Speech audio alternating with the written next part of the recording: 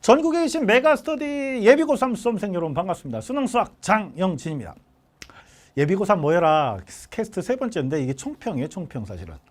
11월 학평 수학에 대해서 열심히 응시하자. 여러분의 첫 번째 수능이다 라고 생각하자라고 했죠. 그 안에 들어있는 4점 열문항. 가장 변별력이 있었고 가장 어려워서가 아니라 가장 신경 써야 되고 우리가 칠 수능의 담력을 보여주는 열문항에 대한 해설 강의를 촬영을 다 했습니다. 그 해설 강의 반드시 보세요. 여러분 문제풀이한 게 아니라 방향을 설명해 줘서 방향을. 근데 그걸 다시 한번 정리해서 프리즘 뭐예요? 프리즘. 이렇게 뭔가 내적으로 들어있는 그 어떤 결정 안에 들어있는 그 어떤 구조에 의해서 빛이 반사돼서 일정한 방향성을 띠게 이렇게 뭔가 빛을 굴절시켜주는 어렵다. 하여간 그런 거죠. 과연 어떠한 이 열문항을 통해서 우리가 수능을 어떻게 바라볼 수 있고 어떤 측면을 읽어내야 되는 것인가에 대해서 여러분들에게 짧게 총평을 해드리도록 하겠습니다. 자, 열문항에 대해서입니다. 여러분 그 시험지 다운받아 보시고 가지고 있는 시험지 있잖아요. 그걸 가지고서 하나씩 쫓아오시면서 보는 게 좋아요. 네 가지 얘기를 할 거예요. 첫째, 암기의 한계. 야, 16번, 17번은 4점 문항의 초반대예요. 초반대. 21번이 객관식 4점의 마지막이니까 14번부터 14, 15, 16, 17 이건 앞부분이잖아. 정답률이 매우 낮아요. 정답률이 50%대, 60%대, 40%대예요. 근데 문제를 가만 보면 그렇게 길지도 않고 복잡하지 않거든. 근데 안 풀려. 왜 그런 것 같아요? 생각하면서 각변한 문제고 극한 문제예요. 함수의 극한 문제라니까. 그런데 왜 제가 정답률이 18번, 19번, 20번보다도 더 정답률이 낮았을까? 그건 다름 아니라 전형적인 풀이법이 아니었기 때문이에요. 전형적인 풀이가 아니었기 때문이에요. 약간 비틀어 놓은 거죠. 그러니까 문제풀이법을 암기해서 이건 마치 이제 센수학으로 쓰면 센수학 비하하지 않아요. 엄청 좋은 교재인데 내신에 효과적일 뿐 수능에 어울리지 않는 거지. 센수학을 여러 번 반복하면서 문제풀이법을 외우게 된 친구들은 이런 거에 당한다니까. 수능엔 저런 게 꼭 있어요. 두 개만 있냐? 더 있어요. 그러니까 여러분들이 이 학습의 어떤 습관 자체가 16, 17번이 어려웠다라고 하면 학습의 습관 자체를 좀 개선해야 됩니다. 각 변환의 원리를 이해해서 치환하면 돼요. 아, 꼴을 먼저 확인하는 것이었구나. 이런 것들이 수능 학습의 가장 중요한 방향입니다. 아, 그냥 암기하는 게 아니다. 풀이법이 왜 나왔는지에 대한 이해를 하고 약간 비틀려 있으면 그 원리를 적용해서 기본 풀이법의 그 기저에 있는 개념을 적용해서 풀어야 한다는 그러한 교훈을 살짝 남겨준 그러한 두 문제. 이 두 문제가 어려웠던 사람들은 꼭 한번 생각해 보셔야 합니다. 두 번째, 기출학습법. 요거는 올해가 이제 우리가 3년째 수능을 맞이하는데 이게 재작년까지는 기출 만능론 기출 신봉자들이 막 전국에 난무했어요. 그래서 내가 기출을 분석해서 이렇게 수능을 잘 칠 거야. 기출만 잘 분석해도 수능을 잘 칠 수 있어. 이런 어떤 하나의 이제 어떤 학습법이 이제 줄을 이뤘다면 작년에는 180도 턴에서 기출에는 한계가 있어. 엔젤을 풀어야 돼. 이런 방식으로 학생들이 이제 왔다 갔다 널뛰기. 선생님들 탓도 있죠. 너무 이제 전체적인 정확한 학습 상황을 잘 이해시키고 학습을 시켜야 되는데 그러지 못했던 점이 있었겠죠. 자, 어쨌든 선생님은 그러지 않았어요. 21번 뭐였습니까? 21번 수열.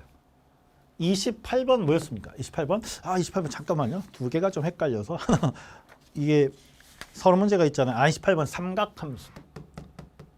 29번 뭐였습니까? 함수의 미분 가능성. 여러분, 요 수원에 있는 요 두 문제 수열이랑 사인 그래프 문제 요 기본이에요. 기본 원래 기본이야. 그런데 되게 어렵게 느껴지는 거죠. 얘들은 기출이 없는 수원 쪽입니다. 그러니까 시중에 기출문제집 사다가 열심히 풀어봐야 절대 못 풀어요. 시중에 기출문제집 사다가 열심히 풀다 보면 수열이 정말 옛날 수열 문제들 되게 많거든. 그 다 갖다 버려야 되는데 아니면 너무 쉬운 것만 있거나 최근 기출에서 부각되는 유형이죠. 등차등비 수열의 추론형 문항. 그러니까 얘는 시중에 기출문제집으로 안 된다 이거죠. 아니면 이미 약간 낡은 수능 커리큘럼으로는 안 된다 이거지. 그지? 아, 이건 최근 기출에 대한 냉철한 분석과 자작문항들을 통한 추가 연습이 필요한 겁니다. 얘는 어때요? 전형적인 기출력. 전형적인 기출력. 얘는 미분 가능성에 대한 곱함수의 미분 가능성. 이것은 나형 시절부터 줄이었습니다. 이게 정리가 되어 있으면 29번 분명히 풀만 했을 텐데 어렵게 나온 거죠. 그러니까 기출은 한계가 있어요. 네. 기출은 정말 여전히 아주 중요합니까? 네. 과목과 단원과 전체적인 주제에 따라서 구별해 가면서 보충, 기출이 부족하면 보충할 것과 기출을 틀어줘야 할 것을 구별하는 학습. 이것이 여러분의 공통 과목, 뭐 선택 과목도 마찬가지예요. 수능의 가장 중요한 또 하나의 줄기입니다. 이런 마인드가 없으면 기출을 막 공부하다가 느끼는 그런 어떤 학습에 대한 포만감. 아, 기출 공부해서 좀 된 것 같아. 막상 시험 가면 다 점수가 안 나와요. 그 원인을 진단을 제대로 해야 된다는 점, 이렇게 세 문항을 통해서 여러분들에게 문제의식을 던지는 겁니다. 지금 세 번째, 수능의 기하, 선택 과목 기하가 아니라 수능에 기하가 있긴 있냐. 기하 선택 안 했는데 여전히 있니? 기하 선택 안 했는데 여전히 있냐? 있지. 어디 있어요? 사인, 코사인, 사인, 코사인, 그죠? 19번은 뭐예요? 그래프. 근데 원과의 어떤 직선에 접하는 구조, 삼각비. 삼각비 기울기가 1이나 2나 뭐 특수각, 뭐 특수각이 아닌 기울기 2 같은 거 1대 2대 루트 이런 기울기를 이용해서 삼각비를 사용한다? 이런 수능에는 굉장히 다양한 곳에서 기초적인 기하들의 요소가 나타납니다. 그러니까 이거는 되게 중요한 사인, 코사인을 풀어야 하는 어떤 주제도 있는 반면에 그래프 문제 같은 걸 풀다가 내가 기하적 접근이 좀 약했구나 라는 반성. 뭐 중점이 무엇이냐? 가계이등분선은 무엇이냐? 아니면 중선의 어떤 중선을 그었을 때 효과는 무엇이냐? 이런 것들이 어느 정도는 베이스가 좀 있어야 빈틈없이 풀 수 있습니다. 그런 수능의 기하는 선택 과목의 기하뿐만 아니라 사실 곳곳에 조금씩 필요하다. 사인, 코사인은 물론이거니와 그것에 대한 개별적인 준비가 가능하냐? 가능하고 해야 된다. 선생님이 준비하고 있는 뭐 그래 여러분들에게 나중에 이제 12월에 소개해 드릴게요. 그러한 강의에는 기하에 차근차근 접근하는 방법들도 여러분들에게 안내해 드릴 겁니다. 자, 이 세 개가 정말 중요하고 이건 전체적인 학습의 방향성, 학습의 태도와 습관의 문제에서 되게 중요한 건데 수능 자체 내적인 원리로 가장 중요한 건 이 네 번째예요. 여러분 이 네 번째가 여러분이 쳐야 되는 수능의 비밀입니다. 자, 네 번째 뭐냐면 그래프예요. 그래프. 이 그래프라는 것은 이 수능의 기하보다 한 8배는 중요해요. 아, 진짜로. 19번 뭐였지 아까? 19번. 20번이 사인, 코사인인데 여기 이제 하면서 그래프의 극한이었단 말이야. 이 원과 직선의 위치 관계, 그 둘의 교점들의 어떤 변화 과정, 교점이 직선이 움직일 때 어떻게 변화하는지를 관찰하는 능력이 없으면 못 풀어요. 21번이 수열이었는데 그래프가 필요했다고요. 그럼요. 등차 수열은 1차 함수. 기울기가 음수인, 공차가 음수인 거. 텅텅텅텅. 식을 많이 세우기보다는 항의 변화, 감소하는구나. 합의 최대 최소 개념을 접목시키는 과정은 그래프와 함께 공부하는 것이 맞습니다. 수열에도 그래프가. 28번 뭐였죠? 사인, 코사인 그래프. 12등분.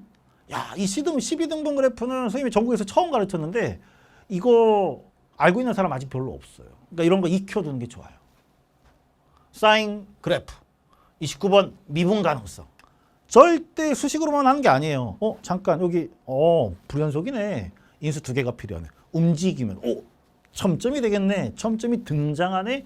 첨점이 만들어질 수도 있겠네라는 그래프를 그리는 능숙함이 이 미분 가능성에서도 당연히 필요합니다. 미분 가능성 문제는 첨점과 관련된 게 되게 많기 때문에 그래프 정말 중요하거든. 그것이 베이스가 된다는 거죠. 30번 말할 것도 없습니다.